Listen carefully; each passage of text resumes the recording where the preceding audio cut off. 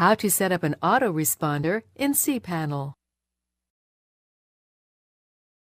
This demo assumes you've already logged into cPanel and are starting on the home screen. Now let's set up an autoresponder. Click the autoresponders icon. This is where you create autoresponders for your email addresses. Autoresponders send messages back automatically to anyone who sends an email to a specified address.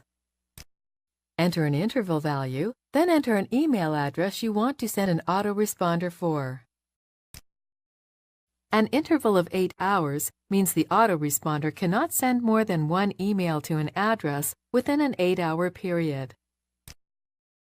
Now complete the rest of the autoresponder email.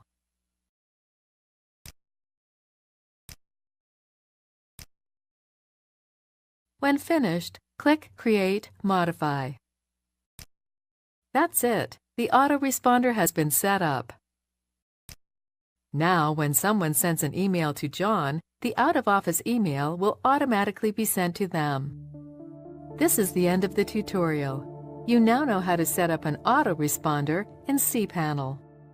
Thank you for watching. If you need more help, please contact Flaminqo Help Center. Our agents will be more than happy to help. Flaminqo Hosting.